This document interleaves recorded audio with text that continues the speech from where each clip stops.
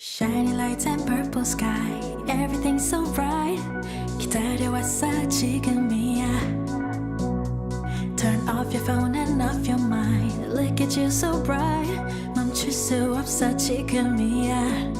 Oh, I'll take you to the moon. Come on up, enjoy your ride. Oh, I'll take you to the moon. Just be ready to enjoy your night. Oh, baby, it's right now. You don't wanna waste this time. 어디든지 가줄게. Yeah, I'll go to work, can't stop. 이루어질 거야. I'll take you to the moon. Na na na na na na na na can't stop. 이루어질 거야. Take you to the moon. 춤을 춰봐 left and right. You know you feel so right. 다른 시선 따윈 don't care. 목이 터져라 소리쳐. You know you feel so right. 이제부터가 시작이야. Oh, I'll take you to the moon. Come on up, enjoy your ride. Oh, I'll take you to the moon. Just be ready to enjoy your night. Oh, baby, it's right now. You don't wanna waste this time. 어디든지 가줄게. Yeah, I'll go to work, can't stop. 이루어질 거야. I'll take you to the moon. Na na na na na na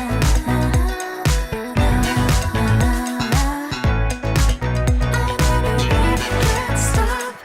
이루어질 거야. I'll take you to the moon.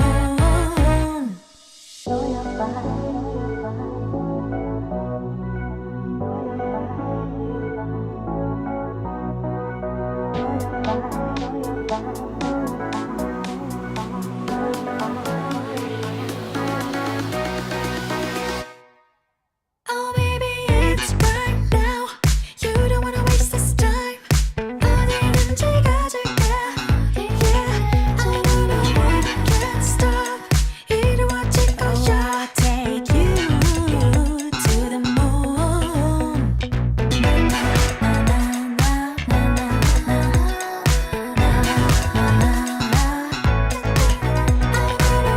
can't stop.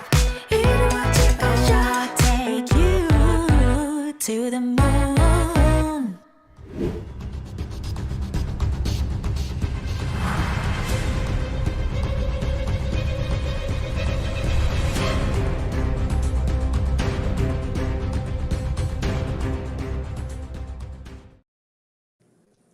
Good evening and welcome to Be More Super Live. What a palaver just then. I had to restart my internet. I had to turn the plug off, then on again, and it fixed it. I had a little It's the panic then. cornerstone of anything that's going wrong, electrical or otherwise. Just turn it on and off again, and it miraculously works. I don't know what that's like going forward, but I had the red warning symbol come on my car the other day. Pulled it over, turned it off, turned it back on, And it's gone. I didn't die on the M1. So that's nice. There isn't you it? go. Ignore it until it comes back on. But what a treat we've got for all the viewers and listeners. I'm a fan of this lady's work for many, many years.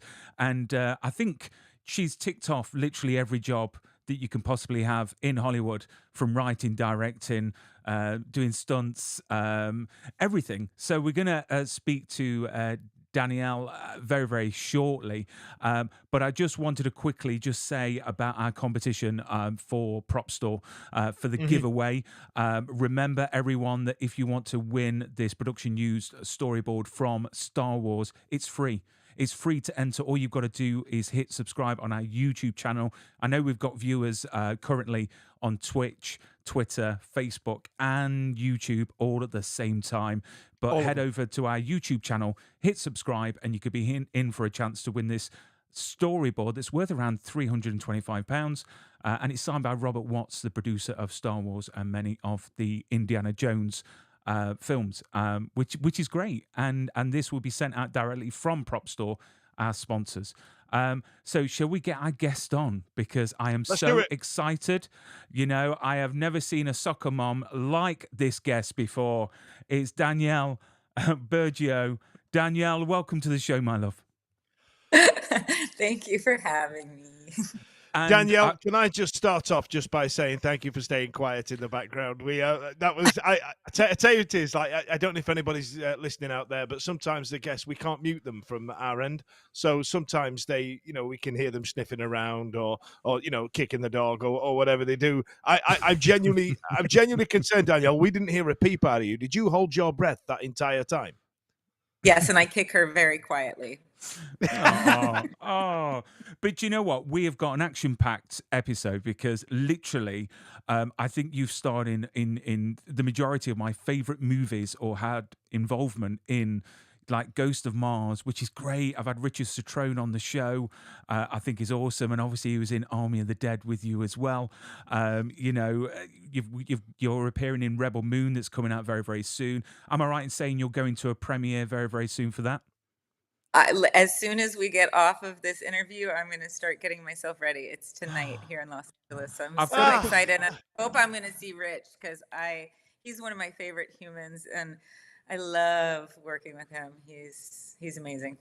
And again, a great soul. He really is. I mean, to chat to him, and he's so kind. Again, as we were talking about Wes before we came on air, which we're going to talk about your latest project, which is Squealer. But I've got to say, talking about red carpets, is there more pressure for the ladies, compared to the men, on getting ready and looking a certain way? Because I've just got the impression men just put on a suit, but the women, they make the most effort. You got to do the hair and the makeup, and then you got to have the accessories and the handbag and the sparkly shoes and all that. Yeah. I mean, that's the fun part for me, though. It's I don't normally get to go on red carpet, so I am no authority on them.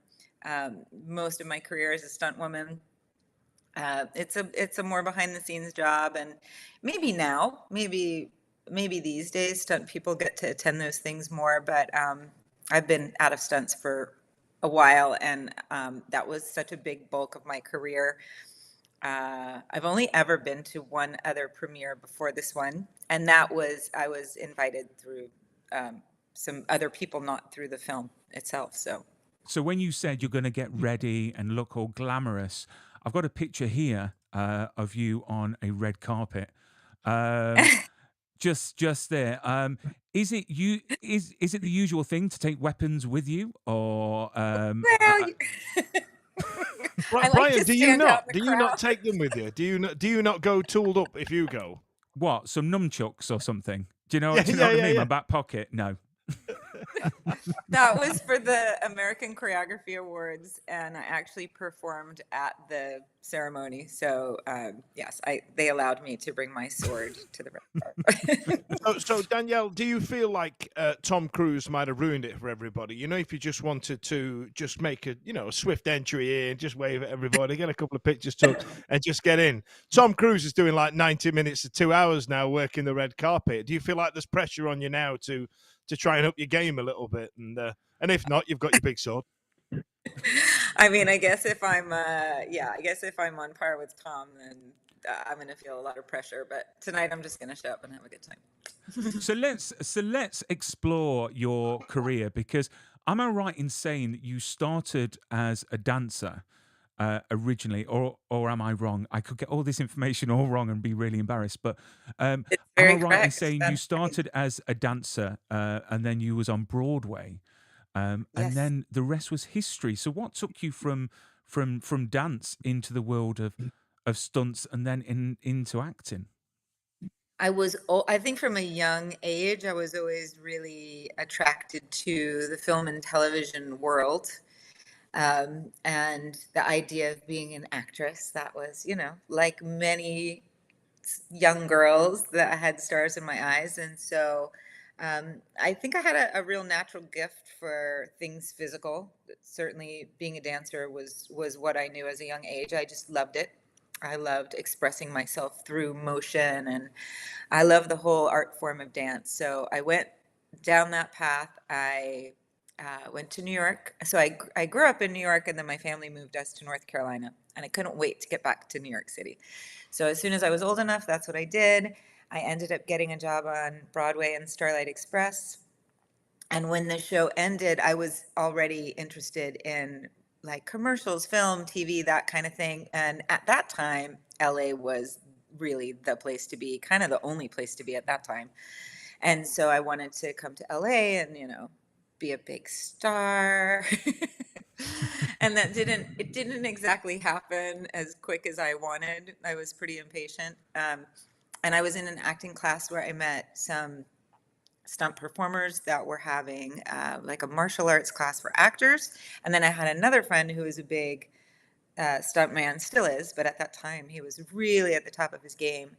And I was really inspired by him and those guys. And they said, hey, you've got a real natural knack for this. Maybe this is something you should pursue. And I had never even considered it. I didn't even know stunts was a thing back then. And that's kind of how it started for me. And then when I found some success there, I I kind of quit doing everything else. I quit dancing. I stopped pursuing like the just straight acting career for a while. And then as my stunt career took off and I started getting actually more acting roles while I was doing stunts, more roles where they needed actors to have dialogue and do action, and then started meeting more directors, producers, and other actors. I was working with all of these people that I had dreamed of working with, and I was having a great time. And then that sort of just took me down the path of some more acting, and then wanting to be my own storyteller and want to write and produce. And yeah. And the rest is history. I've got to say, when you went from dancing into the stunt community, back in the day, I can't believe that they actually dressed men up in women's outfits to do stunts. And then obviously it's been quite challenging for women stunt performers. There's a great documentary out. I forgot. I think it's called Stunt Women, and it's a fantastic documentary that I watched ages ago, and it It's very good. yeah, Yes. And yeah, yeah, everyone should check it out. It's still out there. And April Wright was the director. And mm, so many of my peers are in that film. mm. Um, yeah, But really well I, done. I mean, how challenging was it for you to get into the stunt industry, being a woman? Because it's quite, back in the day, it was a man's world, and obviously things are She kicked changing. their ass, Brian. That's Yeah. what she did. She went in, Good. kicked everybody's ass and went, it's all right, Danielle's here. Go home, Mr. Man. We don't Yeah. need you.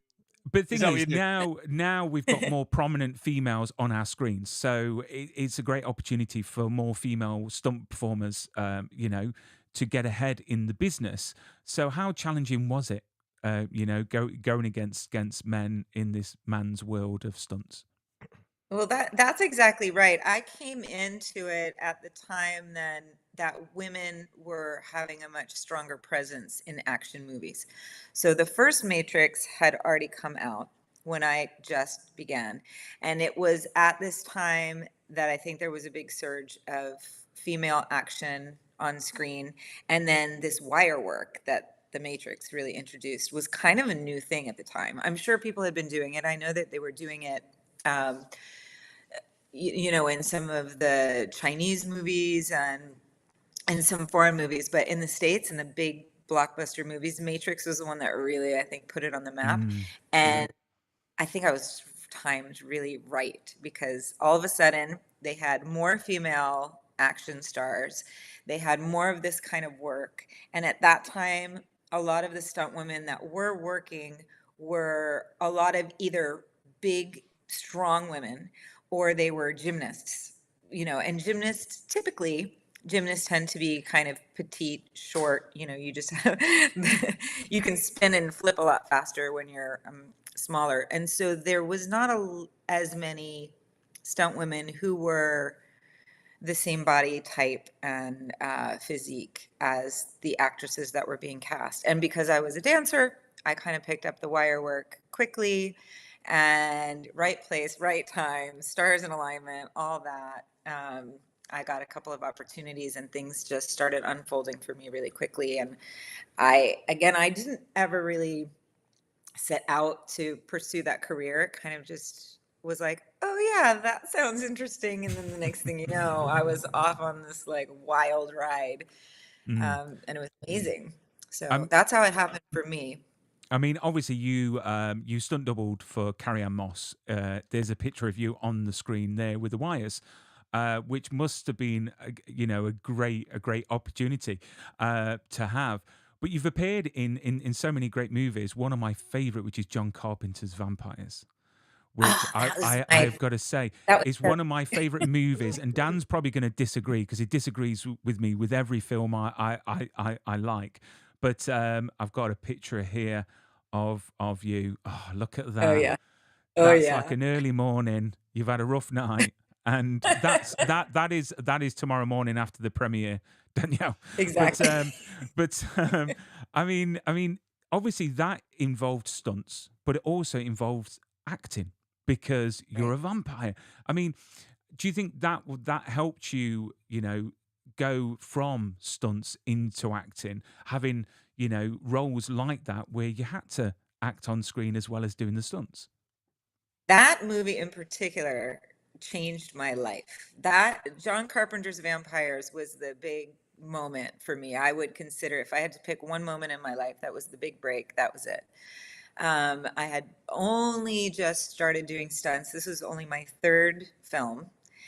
And I had just met Jeff Imada, who's the stunt coordinator and who's phenomenal. He designed all the fights for the Bourne movies, and he did Fight Club, and he's a Wow. legend in our business.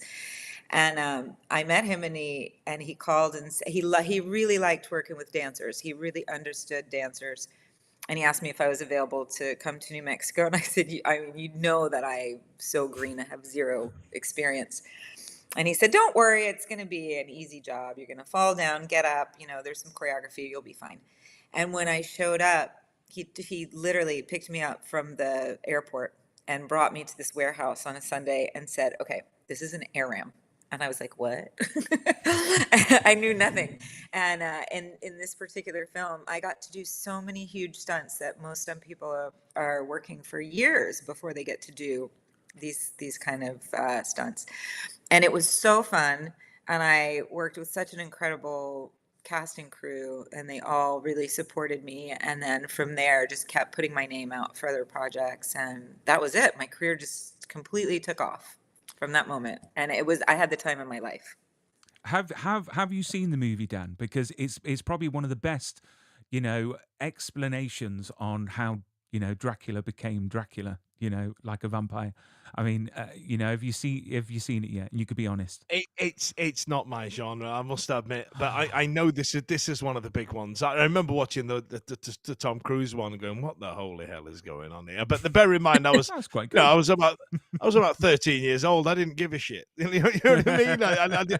It's only one of those things you return back to as an older man. You go, "Oh, I can appreciate that as a movie."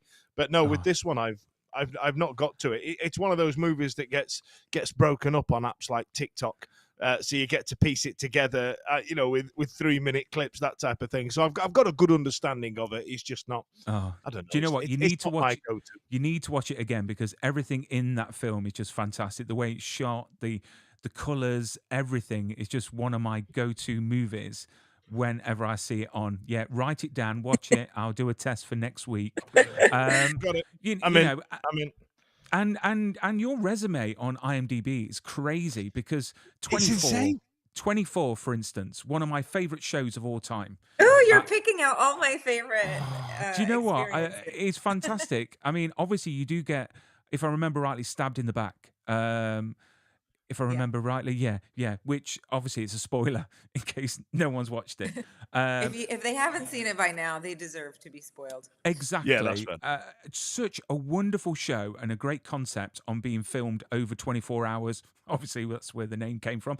Danielle, I've got to ask: is that a ball ache. Like, you know what I mean? Are you sat? Is the director sat there going, "Listen, this is not an hour. We need to pad out this dialogue. So do it again, but do it slower, or do it again and do it quicker." Or is it just clever editing? Because I used to watch that show thinking, God, that would be a right pain in my ass if I was trying to make the time fill, as it were. Because at this point, Danielle, I had a bit of a crush on you in this role here.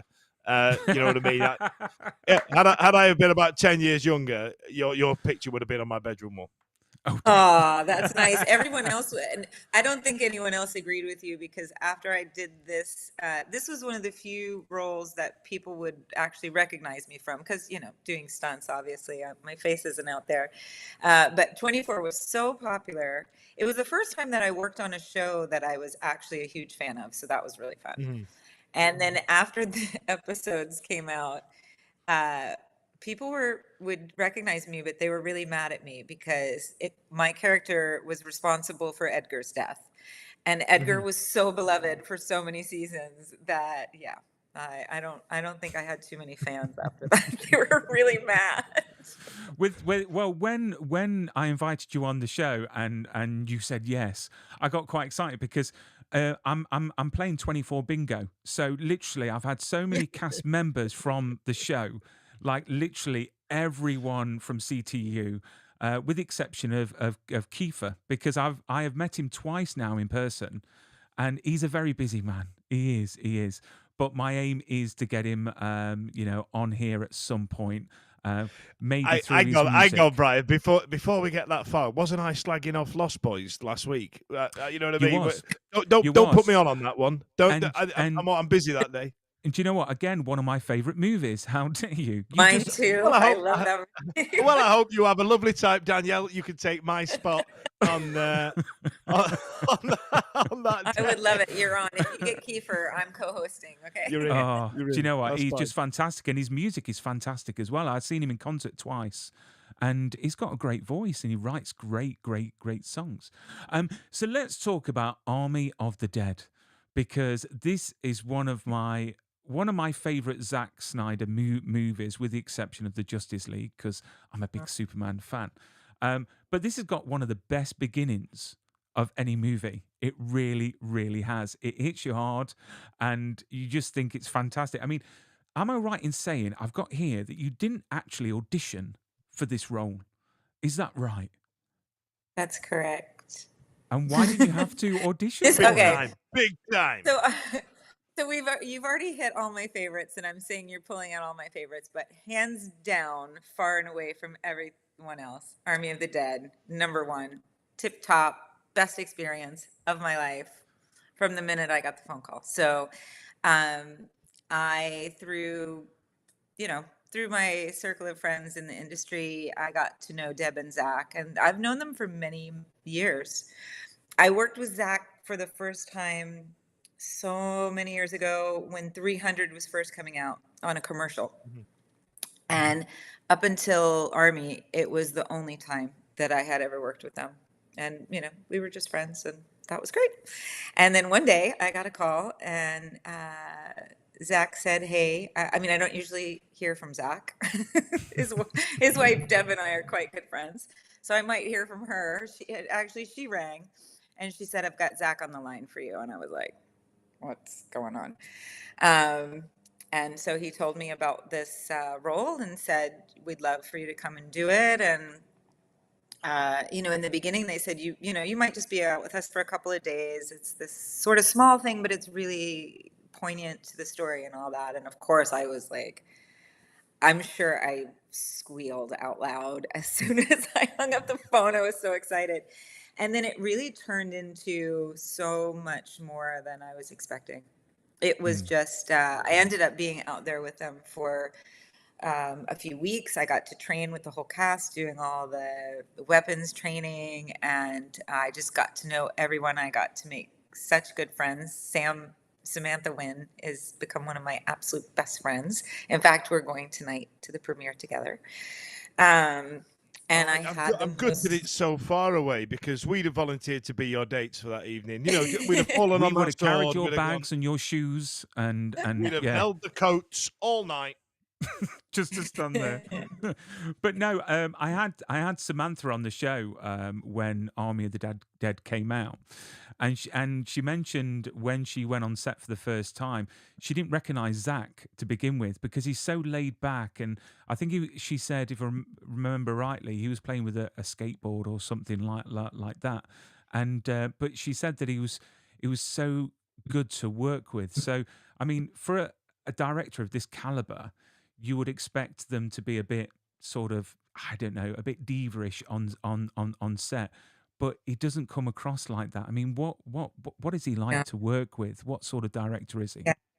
He is not like any director I've ever worked with, and I've worked with a lot of amazing directors that I love and respect, for different reasons. But Zach, hands down, yeah, you'll see him with the skateboard, you'll see him throwing the football with the crew. I mean, when do you ever see that? So he brings this really beautiful, playful energy, but also this feeling of just family and friendship and collaboration, and it's just this beautiful place to be. I always say there's literally no place on earth I would rather be than on a Zack Snyder set.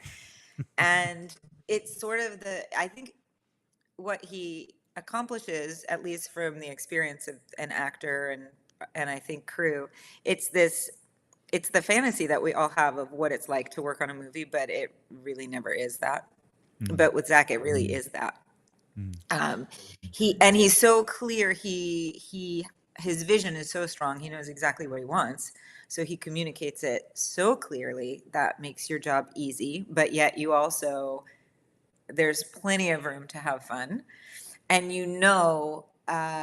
with Zach, hands down, he is going to make you look amazing. Like, you just have all of this trust in him that I will literally do anything and everything you say, and I'll just follow you because I know at the end of the day I'm going to look so badass, and this is so cool. And that's exactly what ends up happening. I mean, let's talk about the transformation into Soccer Mum, because I've got to say it's a great character, and you had to handle a lot of things in that short time at the beginning. I mean, what was the transformation like? Because I've got a picture there of you with your tattoos there, headshot. I mean, what was it like going from Danielle to Soccer Mum? What was that process like? Because if I read correctly, obviously there was a lot to digest. So what was the process for you to get into the character of the Soccer Mum? Well, this particular project was really interesting because, obviously Zach's scripts are top secret. And the Soccer Mom on the page, I think like Soccer Mom was written once, maybe 2 times. And so I kept asking for the pages before we were shooting. They were like, "Yeah, we'll get you, we'll get you the pages." So I didn't know what it was other than what Zach had told me. And basically what he told me is, this is the zombie have taken over. Your daughter was lost and you're searching for her. And through that, you've, had to learn to become a warrior and learn how to kill zombies, and like gone from being just a soccer mom to then transforming in a short amount of time to being like a badass zombie killer. And that was pretty much all I had to go on. And then when they finally sent me the pages, I looked at it and I was like, yeah, there's nothing on the page. A lot of it was just Zach and what was in his head.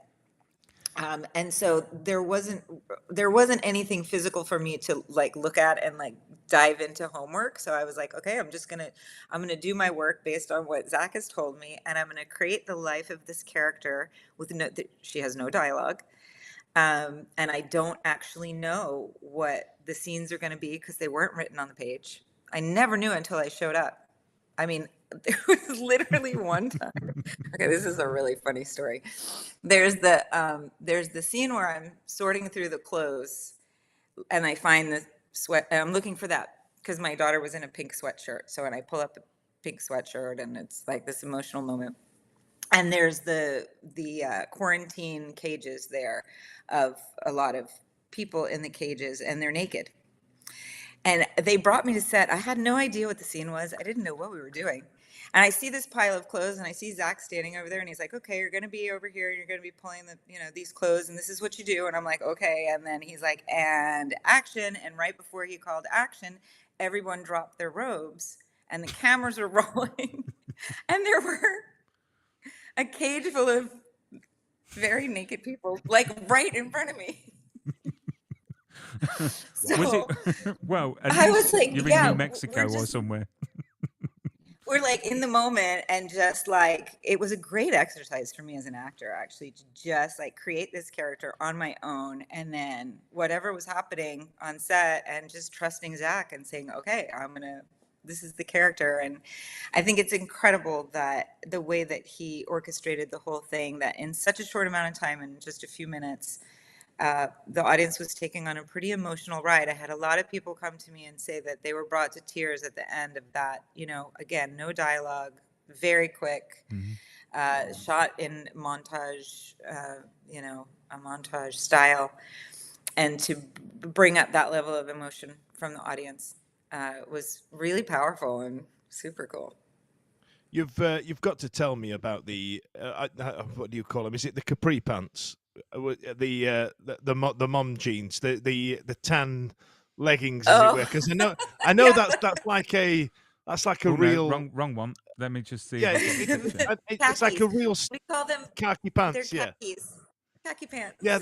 They're like a real stereotype, aren't they? And I wondered, did you go, this is what soccer moms wear? We're gonna have to get these in, or was that all Zack? No, that's all Zack. I mean, well, Zack and his wonderful costume designer. So I started actually before this one. My first look is the khaki pants with those shoes and a blouse and the pearls, Right. which I'm still in the pearls. Got And out then the from pearls. here, we lost the blouse and went to the tank top and added the gun. And then the hair got pulled back with like my daughter's clips. At first it just got pulled back, and then it went into the braids, and then slowly, yeah. And on this one, we ditched the pearls for some dried zombie ears. Do you know what? We're never It's going to look just at soccer kept moms evolving. ever again. Never Yeah, yeah, argue yeah. with a soccer mom, because this is how it could end. Honestly, Yeah, when I with see your a pair of ears those around pants their now, necks. I'll just touch my ear. That hurts. Just those pants now all of a sudden become like badass. Between you and Jennifer Aniston in We're the Millers, they're like now badass again. These pants, they're coming back. They're gonna make an absolute comeback. I've got to say as well. I love her in that movie. You know what? I've got to say with this film as well, we all think about how much action and guns there is, and we all worry about gun safety on set and everything like that. And I was really pleased and shocked to find out that the guns are actually air guns. So you wouldn't have guessed. I mean, they did such a great job in post.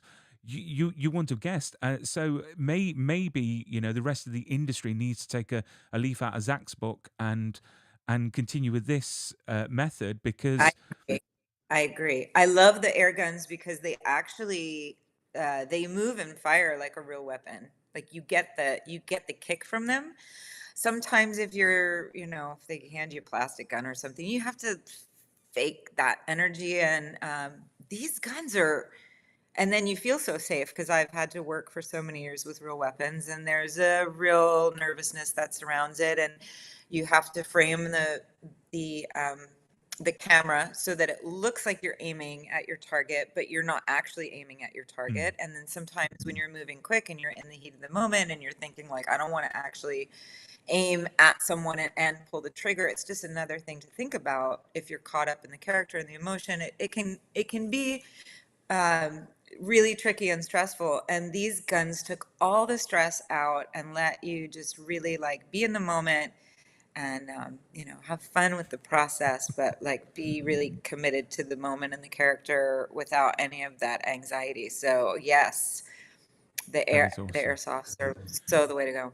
Right, Danielle, don't go anywhere. We're just going to do a quick message for our sponsors. This is where Dan takes the mick out of me, so don't go away. We'll be 1 minute.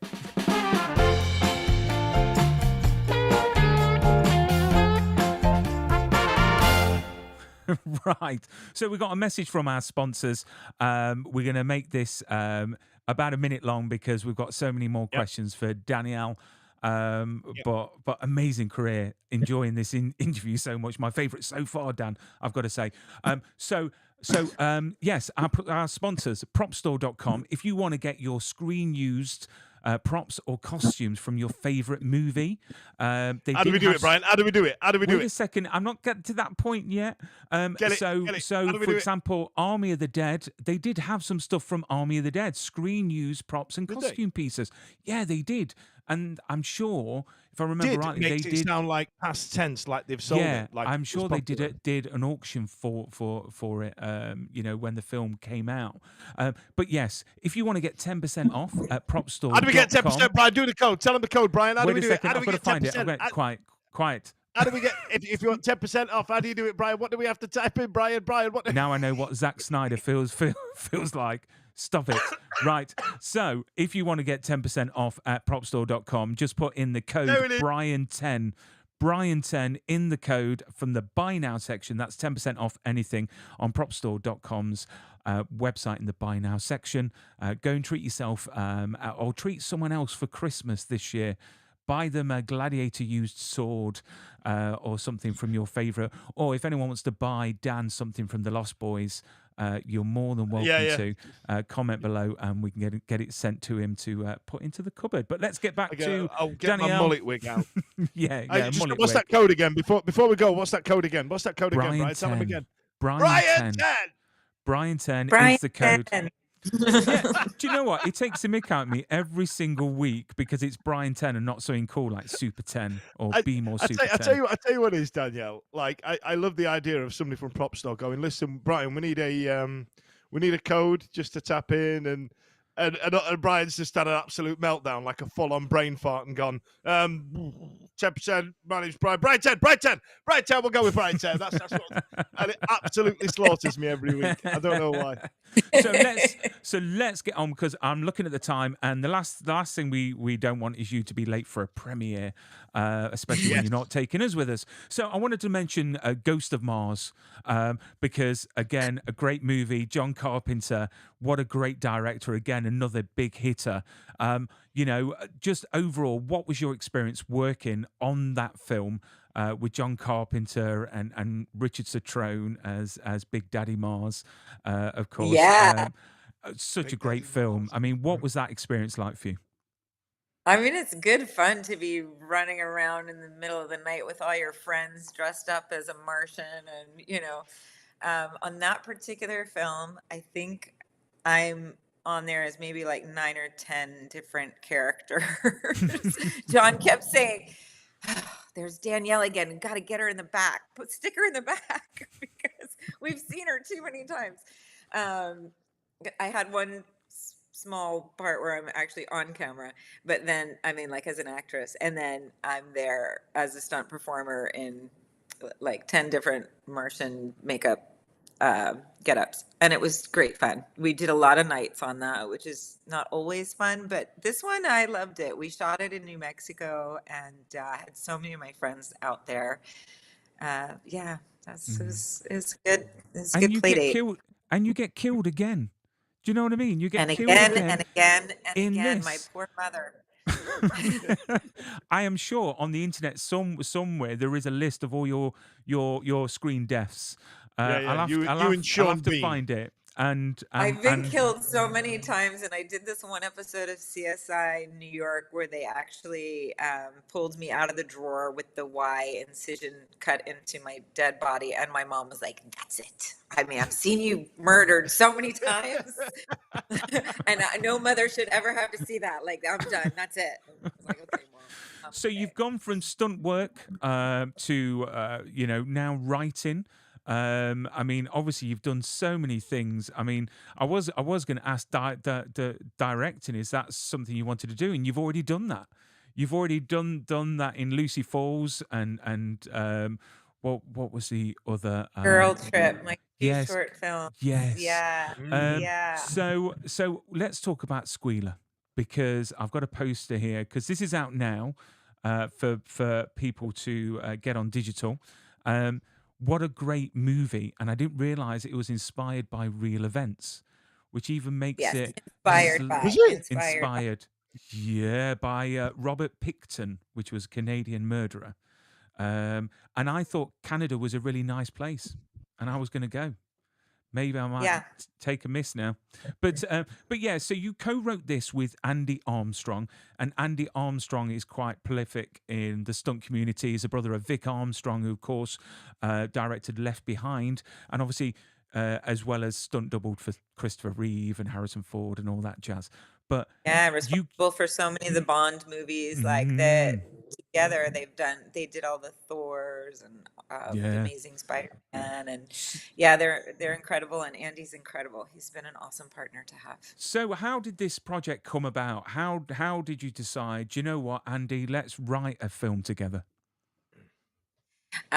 We Andy and I had been toying with the idea of doing something together for years. Oh, there she is. Ripley. Yes. I Yes. was about to say Yes. she's been quiet the whole time. Hi, Rips. It's okay, Mom. Oh boy, I apologize. It's okay. Ripley, come on, baby girl. Is Come on. she jealous that she's not on camera? Does she want to come and say something to the microphone? Is that what she wants to do? Is she named say after hi. Ripley from Aliens? Yeah, of course. Oh my God, that's amazing! There she goes. She just walked past me. Oh, Okay, right. we'll get her. That's her cameo done. That's her cameo. And We'll may get I that. congratulate you in the background, by the way, the Christmas tree, the creativity shown there for the star on the top of that Christmas tree has actually really impressed me. Do you know what? Thank you. I see that, and all Oh, I I forgot see to turn it on. I see forgot that, and to all put I light on see is Superman's crystal that he travels Yeah. to Earth in. Do you know? Do you Yeah, know yeah. what he comes at? Yeah, at the beginning of Superman. See, yeah, yes, the dog Ripley agrees. No, the dog disagrees. That was very much a disagreeing bark. That one, Brian. That was That's great. So yeah. So how did it come about, you and Andy getting your heads together and actually thinking, do you know what, we're gonna write a great movie together? So after Lucy Falls, actually, he approached me, and Andy's a wonderful writer. He has had a stack of scripts, and was really like in the direction to be directing. But then, you know, his stunt coordinating career and second unit directing career just had him so busy. He just kept getting taken into other places. But he approached me after Lucy Falls and said, I have this idea that I want to do about this pig farmer turned serial killer. And he told me about the story because he was involved with one of the documentaries about it. And he said, this is an amazing story. And then our schedules and lives went off for 6 years, I think. And then I kind of circled back around with him and said, hey, are we ever going to do something together? And I think it was just the right place and the right time. And he had a few scripts that we've been developing that we intend to make. They're much bigger budget, action, more in our genre of what we normally do. But they're, you know, for us as a team to roll out in the first time with a big budget action movie didn't seem that feasible. So we said, why don't we try to do something smaller? And let's go for the horror genre, because that feels like something that you can do well with a little less money and, you know, without Tom Cruise attached, you know. And so that's and he was funny because he said, what are we going to write about? Horror? What, you know, we're both action people. And I said, well, remember that story you told me like years ago? It's stuck with me all this time. And it is a fascinating story. This guy, he's still in prison now. It's not that old of a story. One of the most prolific serial killers of all time that, unless you're Canadian, a lot of people hadn't heard about him. Now with true crime podcasts becoming so popular, a lot more people know the story. So that's where it started. And the pandemic gave us some time to really dive in and write it. And then we found some funding, and here we are. And you've got a great cast in this movie. And I saw on your social media, when the strikes ended, you introduced the world to Lisa.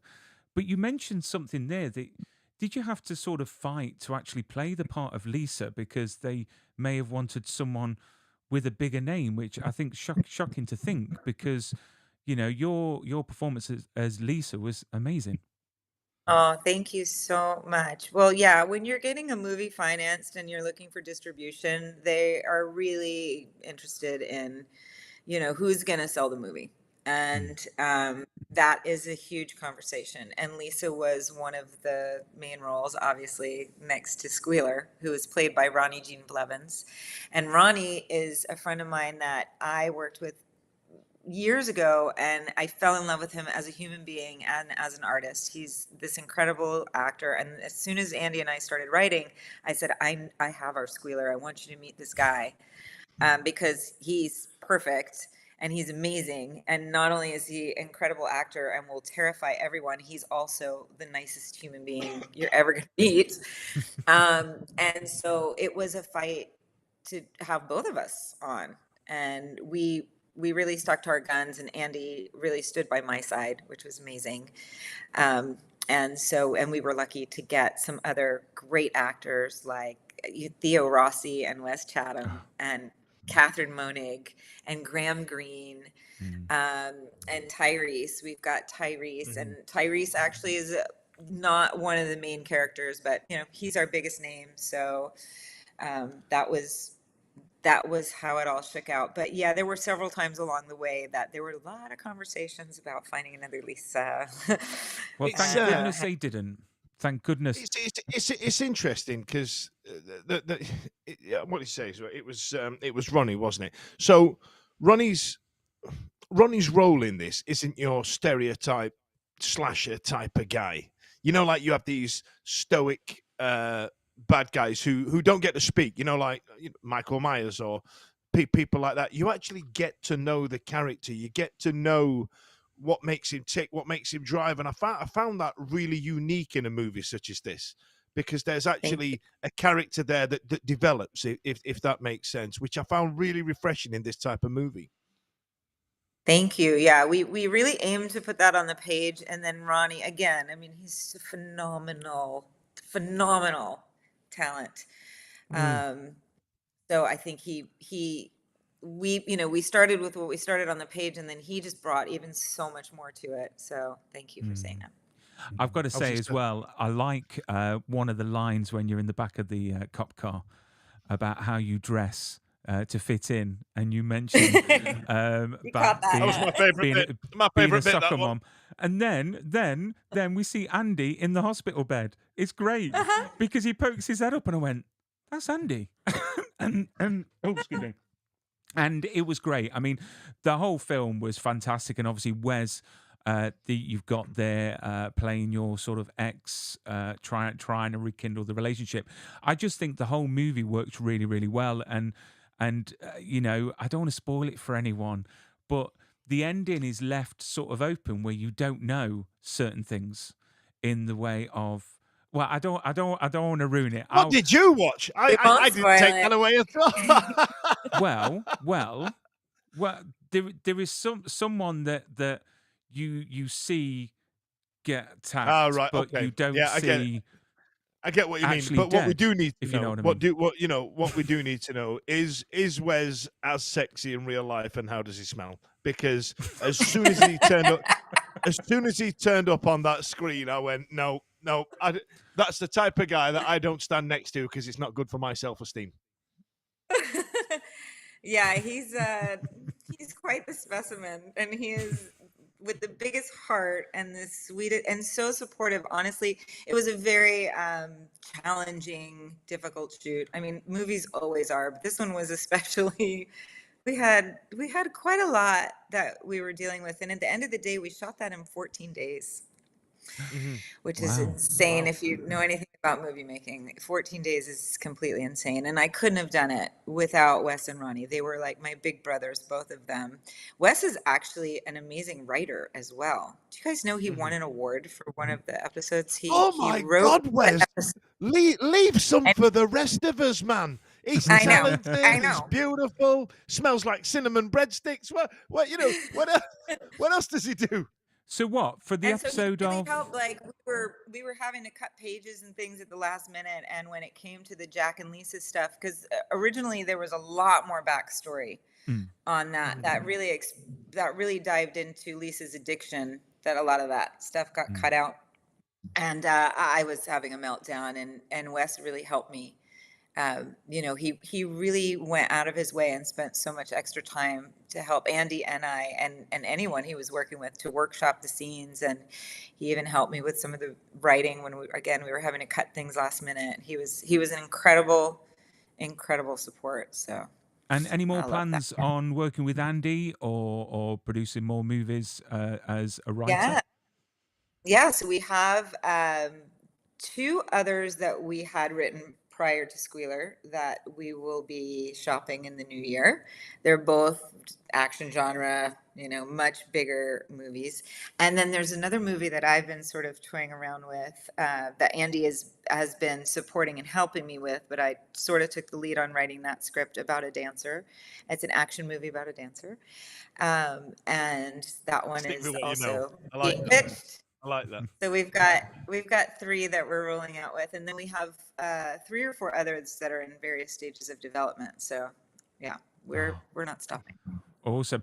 And then I wanted to ask any goss on Rebel Moon, because it's one of the most anticipated films that's coming to our screens. And you know, Zack, again, after the Justice League and all the fiasco around that, and restore the Snyderverse, you know, seeing this trailer, I just think it's like Star Wars for like proper adults, and like sort of it looks like how Star Wars should have been originally. I mean, what was that like to work on, and what are you doing in the film that you can mention, or can you mention? It was so incredible to be on set, like so cool. Yeah, just to see the set, to see the props, to see the, you know, and to work with the other actors.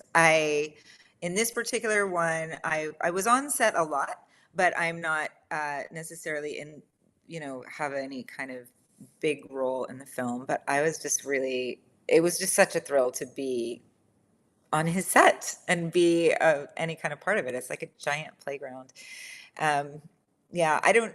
Of course, I can't say anything because I don't know anything.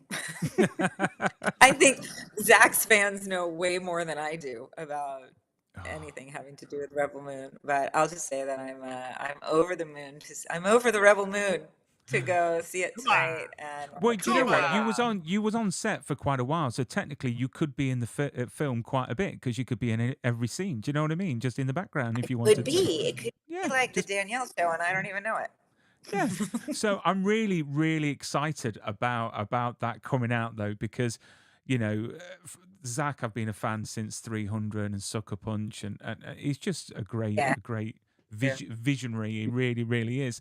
I wanted to ask as well. This is completely off topic. This has got nothing to do with your career, but I just wanted to ask, what was it like to come face to face with a gorilla?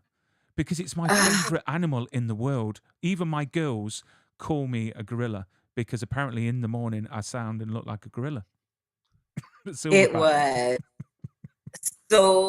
so amazing. I was there in 2018 and I got to do the gorilla trek in Rwanda, and we trekked so they let you choose. You can choose the families that are close for mid or the really far ones if you're like a really serious hiker and you want to hike for like 8-10 hours to see gorillas. Almost everybody chooses the short one, 2 hours. We actually chose the mid one, and I was really fortunate because I had a connection to somebody who worked with the gorillas, who organized a private tour for my ex-husband and I, and we were anticipating on seeing them in about 3 to 4 hours. And when we were about like 6 hours in and we still hadn't seen them, and we were trekking like through the thick mud and the jungle and nettles, it was brutal. I mean, I'd been doing stunts for 20 years and I was like, this is like the most intense thing I've ever done. At one point, we climbed up this steep cliff with, or I was digging my feet into like the roots of the trees and looking back thinking, I'm going to die. Like, we're going to definitely die. And we're not seeing any gorillas. And then we Wait, got to hang the on. top. Sorry, Danielle. Sorry. You've just gone through a 6-hour hike, climbed up vertically, and you look like that when you finally get to the gorillas. Well, you know what? I was so overjoyed. There was like this glow coming out of my face. So we get to the top of this hill, and I was the first one up. And as I peeked up over, there they were, the family of gorillas. Wow. And it was one of the most incredible moments. And we got to spend quite a bit of time with them. I was much closer to them than I had anticipated. There were times where they came to us and literally brushed up against me, like the silverback brushed up against me. I think 2 or 3 times. I was having a heart attack. And then so what our guides told us is that the reason they weren't where they normally are is because another family had come, and there's a war between those families, and they had pushed them up the hill. Then once we got to the top of the hill, that other family showed up, and we actually saw the 2 families like fight. And it was so scary because they said the gorillas they've gotten used to the humans and the guides and things. So they will actually come towards you like for protection. They're coming at you. So I literally had gorillas like charging at me. And I have no footage of that because every time I would have my camera out and they would start to charge me, of course, I would just like drop it or You run in. put it down. And there was one point in time where I was like in a crouched position and I wasn't making eye contact with them, and because they give you all the do's and don'ts of being around a gorilla, and I was breathing really heavy, and I said, "What do I do?" And he goes, "Take a picture." I was like, "What?" I feel like I'm about to die right now. And there was one point in time where he said, because I kept saying, we should go, right? Like, shouldn't we go? This is really scary. And the guides were like, no, we've been doing hikes for years. We've never seen anything like this. We're not going. And we were having a panic. And then at one point in time, they said, okay, right now, we need to go now. Like right now. And I think I just like, I think I turned around and ran down the hill as fast as I could. But it was one of the most incredible, thrilling, magical, wonderful experiences. The gorillas are incredible creatures. And yeah, it was really one of the highlights of my life. Well, my girls for Christmas, I know they've bought me this band thing that goes around my wrist that's got it's got a gorilla on it. And the cost of the band goes towards a gorilla charity, and they give you a code to track a certain gorilla in the wild, like a conversation.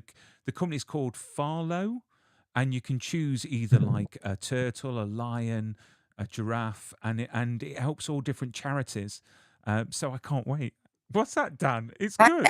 I'm gonna check that out. I love that. That's great. Actually amazing. Just sat there tracking your own gorilla. That'd be really sick. Thing is, that'd be meant. I have bought my wife one that's got a little turtle on it. So she Oh, loves turtles. that's not. So she can track a sea turtle. Yeah, it doesn't go It's fast. still there. Yeah. So just a few more questions before we bid farewell. So quickly, have you kept any mementos from any of your projects? What did you steal? What did you steal, Danielle? Did you steal anything? Did you rob anything? I used to, and now I'm thinking like, where are those? And then she got caught. I would often keep the shells. I think on Army of the Dead, I took a couple of shells from when we were practicing with the real guns. Sometimes I know I've taken when they have the fake glass, it's actually rubber glass. I've like taken a couple of those. I always say like a little something though that's going to end up in the trash, something that's not. But I used to have a box of that. Now I'm thinking, where is that? I actually don't know. And are you going to get any goodie bags at this premiere tonight? Is it like going to the Oscars? Steal us one. What? I have honestly. I never go to premieres, so I don't know what to expect. Just pick anything up, Danielle.